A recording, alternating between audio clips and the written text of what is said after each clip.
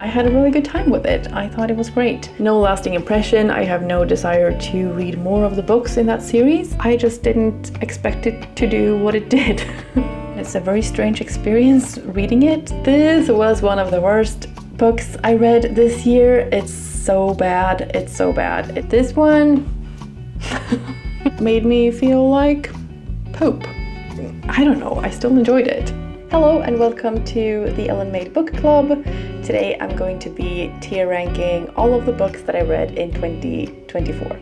I have read about 50 books this year, which to me is a lot. I know some people read more than that and some people read less, and either way is fine. I'm just comparing to myself and my reading from previous years. In 2023 I read 3.5 books, so 50 this year for me is a huge improvement and I'm very happy with that. There have been some books that I haven't maybe enjoyed as much as others, which we will get into. But on the whole, it's been a great reading year and I've had a great time with my reading and on booktube and meeting so many cool people to talk to about books. And I'm very excited to finally get to do this tier ranking video because I've watched so many of them before and now it's finally my turn to try it. So let's just get started and take a look at my tiers. The highest tier is Truly Great, and this is for the books that will stand the test of time, books that I think are objectively fantastic and that I would want anyone to read. The next tier is 5 for me, so a book that I really enjoyed and that left an impression on me, that made me think, made me feel, a book that I would like to reread at some point, which is very high praise for me because I don't typically reread books. The next tier is Really Good, and yeah, these are just really good books that don't quite make the, amazing tiers, but they are better than good, and so they end up in the really good tier. The next tier is Good at What It Does, and this is for the books that might be a 5-star read for some people who really like that specific genre, or are, a part of that book's target audience. And maybe I'm not, but I still think it's a good book. It just wasn't one of my standout favorites. But it's still, good at what it does. The tier below that is for books that I could have lived without. Books that didn't really leave much of an impression. They were probably fine. They didn't make me feel bad or good or much at all.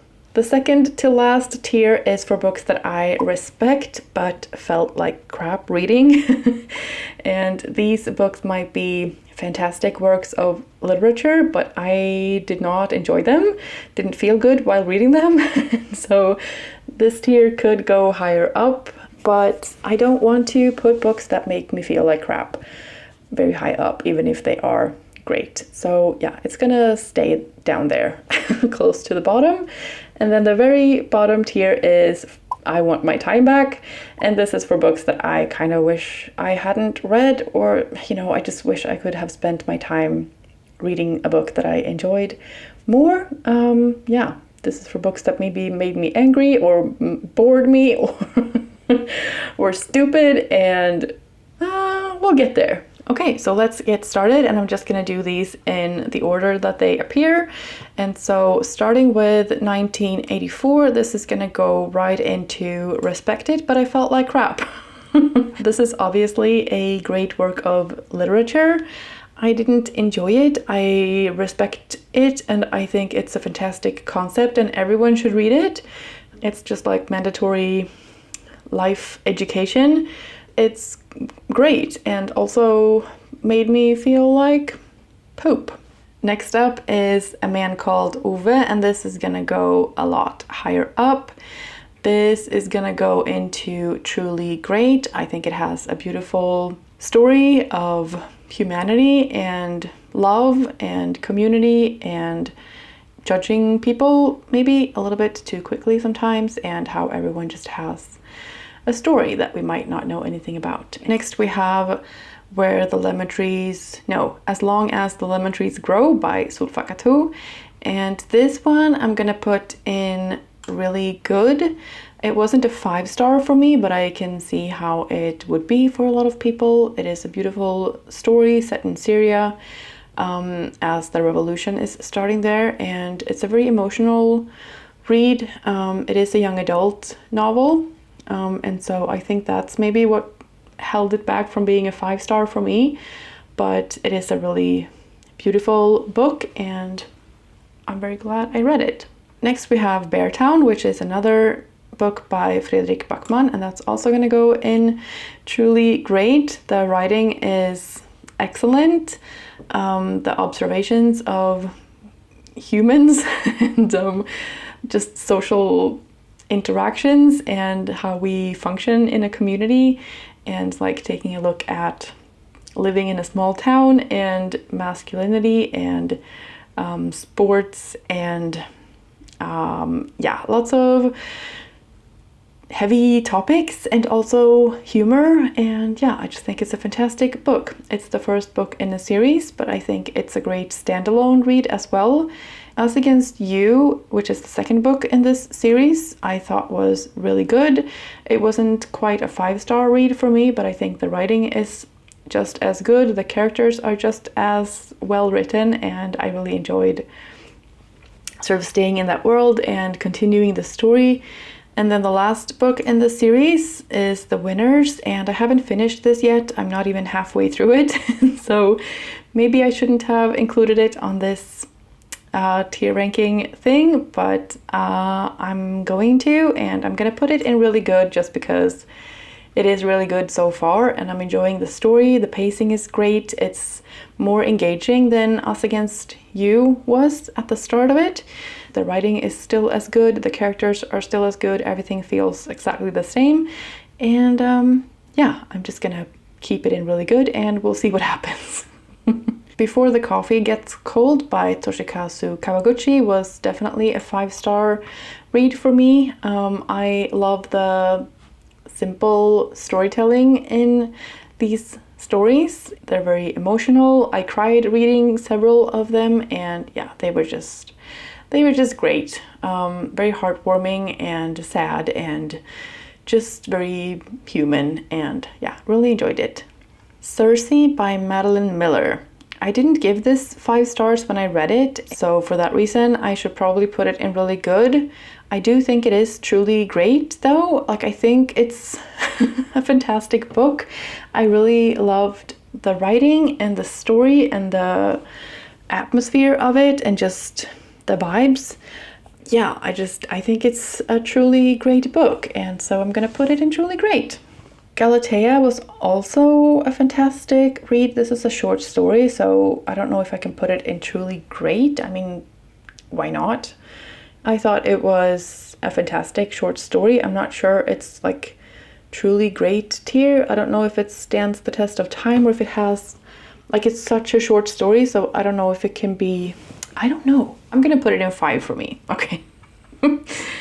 I Who Have Never Known Men by Jacqueline Hartman. I'm gonna put in truly great. That's a no-brainer for me. I think that was a fantastic read. I'm not gonna say much more about it. Just read it if you haven't. It's not very long at all. Yeah, I thought it was fantastic. I loved every second reading it. I didn't want to put it down, and it was a pretty quick read for me, which usually tells me that I'm enjoying myself. So yeah, that's a truly great book that would stand the test of time. Little Rumors by Bryony Pierce. This one I listened to on audiobook, and it's a psychological sort of neighborhood thriller. I think this is good at what it does. I really enjoyed it. I don't think it's a standout novel enough to put it in really good, but I thought it was suspenseful and a well-told story.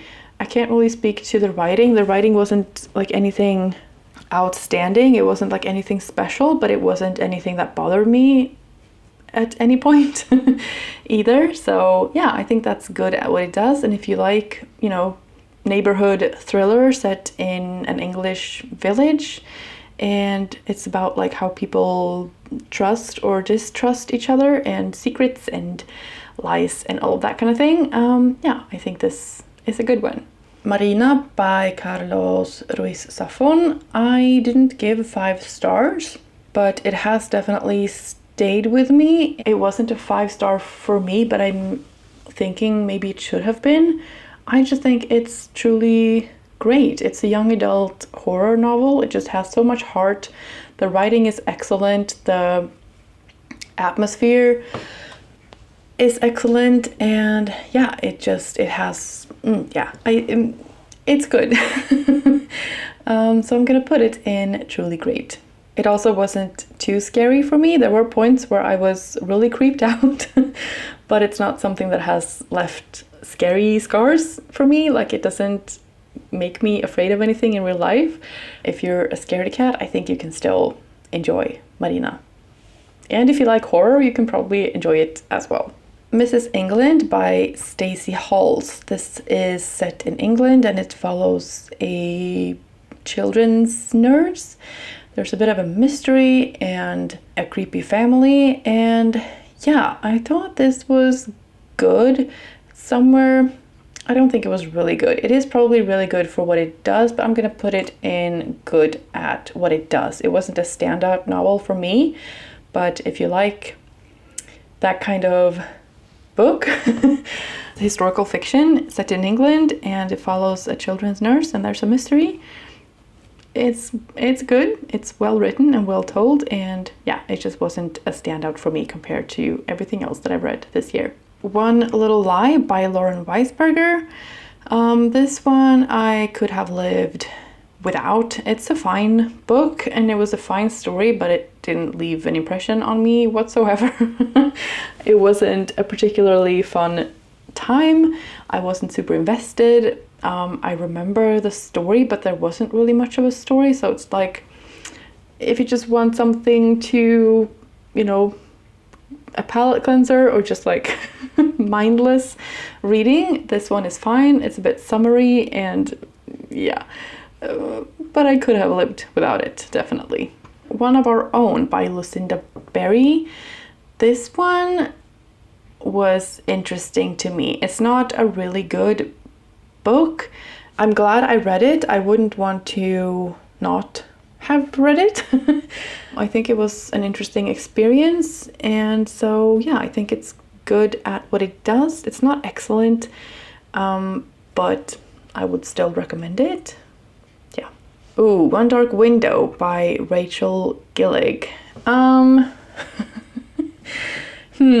This one I am undecided about. I haven't read the second part in the duology yet, so I think that might sway me a little bit. I'm glad I read it, so I don't want to have lived without it, but it's not really good. And I think it has a lot of promise. I'm gonna talk about this more in my December wrap-up, but yeah, I'm gonna put it in good at what it does, I guess. I think it could have been such a more powerful story and book. It could have been better. Yeah, I'm gonna put it there for now. Next, I have another book that I read in December, and this was Home is Where the Lies Live by Carrie Wilkinson. This one I could probably have lived without. It's another sort of neighborhood thriller, but I didn't find it very thrilling. It was more just like a drama with the odd mention of a weapon. I think Little Rumors did a much better job of creating tension and suspense than this one did. And I've seen other people saying they were on the edge of their seat, and I just was not. So yeah, I could have lived without it. It wasn't bad, but it also wasn't very good. Pachinko by Min-Jin Lee is definitely going higher up.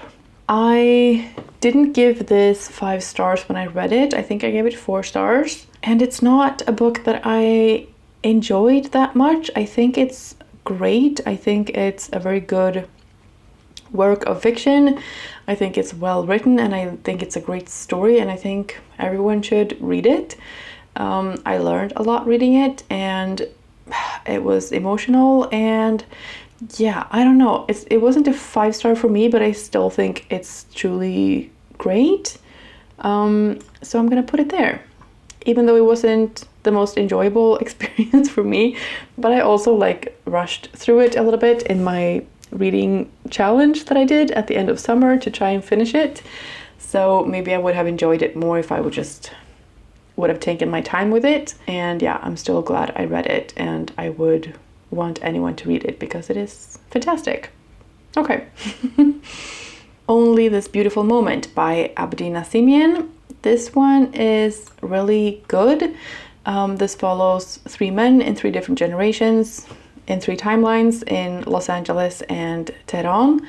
It deals with homosexuality, it deals with the revolution in Iran and sort of attitudes in both countries and what it's like being an immigrant. And yeah, it just has a lot of interesting topics, and it's a very beautiful story. Family and friends and relationships and young love, and yeah, it just has a lot of things that make a book really good, and yeah, it's a really good book. Next up we have The Parable of the Sower by Octavia E. Butler, and this is, you know, a bit of a classic, and I could put it in truly great, but I felt like crap reading it, and so even though I respect it, it's gonna go all the way down here. And I'm so sorry I didn't enjoy reading it. I felt depressed and sad and kind of hopeless, and it wasn't a very enjoyable time at all. So I'm gonna put it in respected, but felt like crap. And I guess I can just put the second part in the duology, The Parable of the Talents, in the same category, because that was even worse. I still enjoyed that more. I think I rated Parable of the Talents higher than Parable of the Sower. I thought it was a more engaging story, but it made me feel even worse. So that's why they end up in this tier. Then we have Piranesi by Susanna Clarke, and this is going to come as no surprise to anyone. It's going to go in truly great. I think it's a fantastic book. It's an engaging and enjoyable story. I had such a good time with it. I was super confused, but it was very enjoyable to read, and yeah, just loved everything about it. The Prison Healer by Lynette Noni. This is a young adult fantasy series. It's the only one that I have read to completion this year, and so I'm very proud of myself for that. I thought it was really good.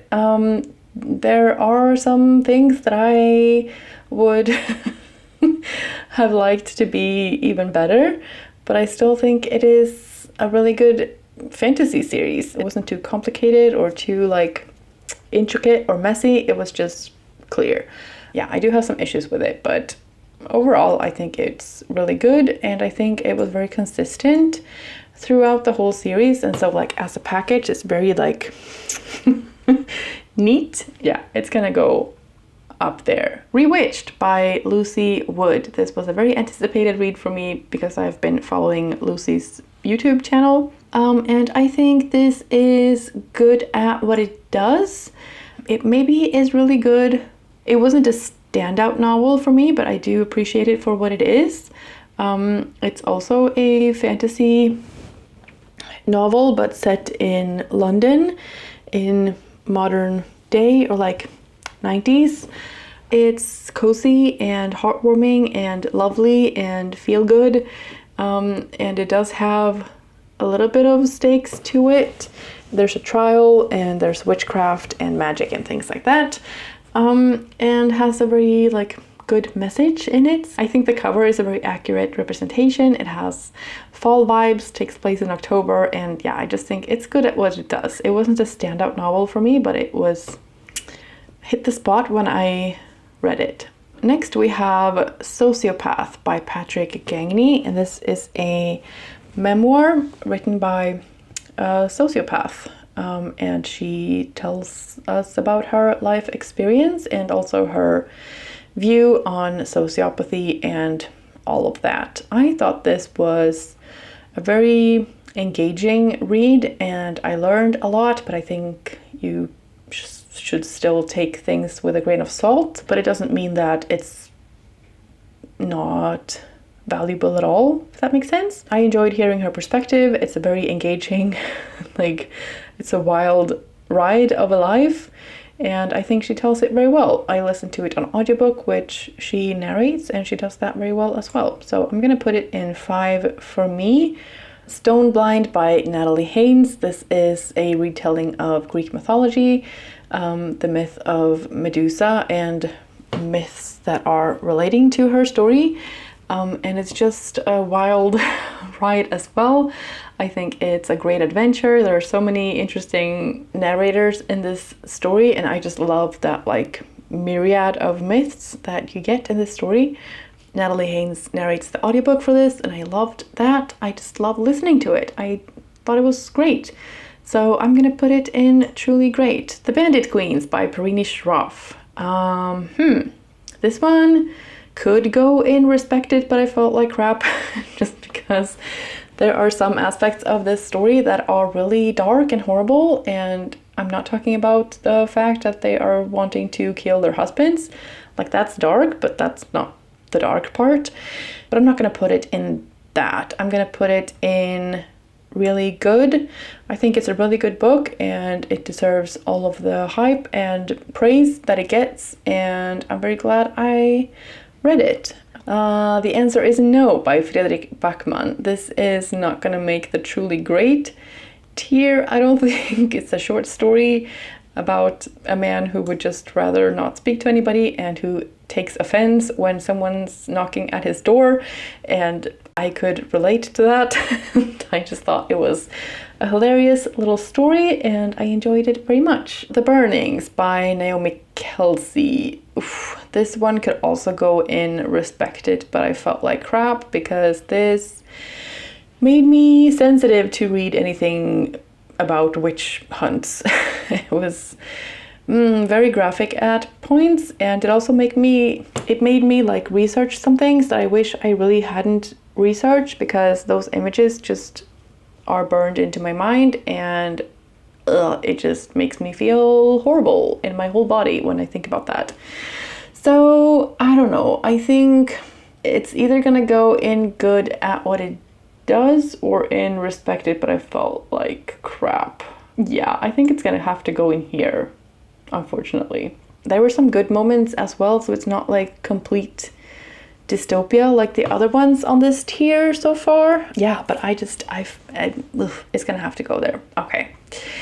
Next we have The Maid by Nita Prose. This is a cozy mystery about a hotel maid who is probably on the autism spectrum, and it's kind of low stakes and not very well done. I'm gonna put it in could have lived without. No lasting impression. I have no desire to read more of the books in that series, so yeah, I could have lived without that book. Same goes for The Lost Apothecary by Sarah Penner. It's not great. I had a decent time. I think I gave it 4 stars when I read it. It wasn't a standout read at all, and it's not particularly good at what it does either. It just was. It's a book. The Center by Aisha Manasir Siddiqui. This one, I have a really hard time placing this one because I did enjoy it, but I think I mostly enjoyed it because it was a buddy read with Kat at Curious Cat, and it was an enjoyable experience to read it with her and to discuss it and all of that. It is good at what it does, I guess. I just didn't expect it to do what it did. I did feel like crap at some parts of the story, but I don't think it deserves to be there. And I also don't think it deserves to be in I want my time back, because I'm glad I read it. So I'm gonna put it in good at what it does, even though I had hoped for it to do something else. Yeah, that seems fair. The Maiden by Kate Foster. This one was a really great read, I thought. I really enjoyed it. I don't think it's truly great, but it was definitely a 5-star read from me. It's historical fiction set in Scotland. It's a woman who is accused of murdering her lover, and she's going to be beheaded. Very engaging and entertaining, and it has like the perfect level of emotional depth for me. It's not too deep, but there are like undercurrents of important themes and emotions and all of that, and I had a really good time with it. I thought it was great.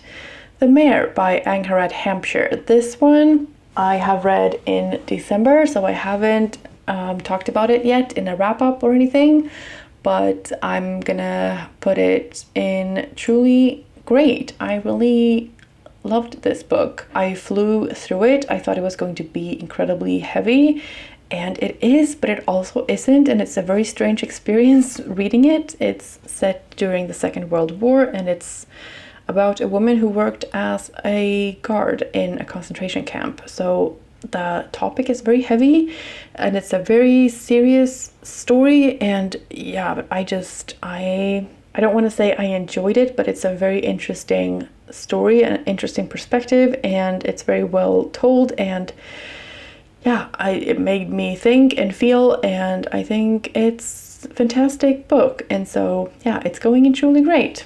The Maidens by Alex Michaelides. This one, I want my time back.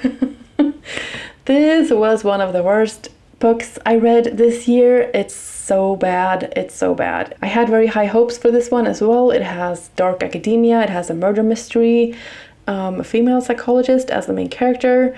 There is a secret society at a university, and yeah, they are getting killed.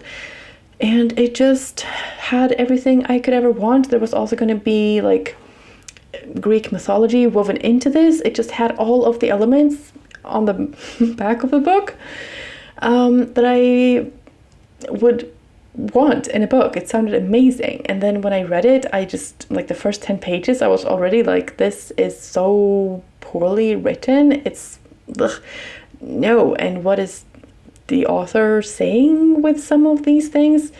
You can go back and watch my review of this. I don't think the mystery was good as well. The resolution, ugh, no, and nothing was good about this book, and I want my time back and my money.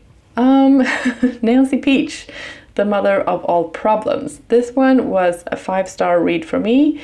It is about a mother who is taking care of everyone in her family and her dog, and then her mother is diagnosed with dementia, and it's kind of getting worse, and so she has to take care of her as well. And it sounds very sad and heavy, and it is emotional and sad at times, but it's also hilarious. And, yeah, just a lot of funny situations that arise in this story, and it was very relatable and heartwarming, and yeah, just a good book, and I really enjoyed it. Agatha Christie, The Murder of Roger Ackroyd. This one was my first Agatha Christie. I read it in a Swedish translation from like the 60s. I think it was originally published in the 1920s, and the translation into Swedish was done in the 60s, and it just wasn't... I would have probably enjoyed it more in English. I think the mystery itself is very good and interesting, but I didn't have the best time reading the book, so I guess it's good at what it does. I feel bad putting Agatha Christie in anything lower, but I don't know. I could have lived without this book, but I also do think it is good at what it does, just the translation wasn't the best. The Muse by Jessie Burton. This one is also good at what it does, I think. It's not a standout novel for me, but I enjoyed it while I read it. It's set in Spain and in London, and there's a bit of a mystery and art and love and family and things like that, which is why I read it. And it delivered on all of those things, and it's well written and enjoyable, but not really a standout. So it's gonna go in good at what it does. The No-Show by Beth O'Leary. This one is probably also gonna go in good at what it does. I'm not a big romance reader, but this one was a little bit different because the man doesn't show up. And there was a bit of a mystery in this book and a bit of a fun time. I could probably have lived without it, but I'm still glad I read at least one romance book this year because I want to keep my mind open. Yeah, it's gonna go there. The Power by Naomi Alderman. This one I have a whole video about where I talk about this in depth and at length, and it has won prizes and been very highly praised, and it was like one of Barack Obama's favorites, which made no sense to me whatsoever. I did feel like crap reading it. It was really gross at times, but I also just like mainly want my time back. It made me so annoyed and frustrated and angry, and there was just so many problems with this book that I had. Yeah, I want my time back, please. The Seven Husbands of Evelyn Hugo was definitely a 5-star read for me. I don't know that it really gets up to truly great, but definitely a 5-star read for me. I think it was very enjoyable, engaging, entertaining, emotional. It has a lot of good twists and turns, and it wasn't at all what I was expecting. Yeah, if you haven't read this book yet, I feel like a lot of people have, but if you haven't and you're like on the fence about it, I would say go for it. I really enjoyed it, even though I thought I wouldn't. Or like, I mean, I hoped I would because that's why I read it, but it was better than I expected. Is what I mean. The Wager by David Gran. This is a narrative nonfiction, I guess, about a ship that sails from Britain down under South America, and they shipwreck, and there's mutiny and murder and mystery and all of that. And yeah, this one I think was a 5-star read for me. I can't remember. It was really good, or 5 for me. It is a book that I remember very clearly, and that I think was a very good nonfiction book. I don't like nonfiction that is too like, I was gonna say factual, but like too dry. I don't want like a chapter with information. I want there to be a story, and this one definitely has that, and it's a very engaging story and a very impressive story to have dug out, and like going through all of the notebooks and materials that were saved from this voyage. And yeah, it's just very suspenseful and interesting, a very fascinating story. The Song of Achilles by Madeline Miller. This one wasn't a 5-star for me, and I do think it is a fantastic book that everyone, not maybe everyone, should read, but it's a book that I could recommend to anyone. I don't know. It was a good adventure and I did enjoy it. It wasn't as emotional for me as I thought it would be, and so I think that's what sort of knocked it down from the 5-star tier for me. But I do think it's a beautiful story, and I think the hype just ruined it a bit for me, and I was expecting it to be something other than what it was. So yeah, it's gonna go in really good because it's still a fantastic book and I recommend it. This is How You Lose the Time War by Amal El-Mokhtar and Max Gladstone. This was another buddy read with Kat at Curious Cat. We sort of just happened to read it at the same time. And we were both struggling with it because it is a tricky book to read. I want my time back, and I also think it's good at what it does, but it just wasn't for me, and it was just very confusing. Like, in hindsight, I respect the concept, and I think it was probably a very good story. It just went over my head, and I just was so confused. I started listening to it on audiobook, and I just was I wasn't understanding anything what was going on, and so yeah, it definitely helped to have the physical book. It was a good experience reading it with Kat, but apart from that, it wasn't really an enjoyable read for me. Yellowface by R.F. Kuang. This I know would go into truly great for a lot of people, I was just annoyed and frustrated, and even though I think the topic is very important and the book does a good job of showing that, I just really didn't like the book very much. I listened to it on audiobook. I thought the narration was horrible. The annoyance and the constant like arrogance in the tone of voice, both like in terms of the writing and the narration, and it just, ugh, no, I want my time back. I'm glad I read it, but I still want my time back. Okay. Remarkably Bright Creatures by Shelby Van Pelt. This one was a lovely, heartwarming read, a bit of a mystery, and I was very engaged by it. I loved the octopus character and his point of view.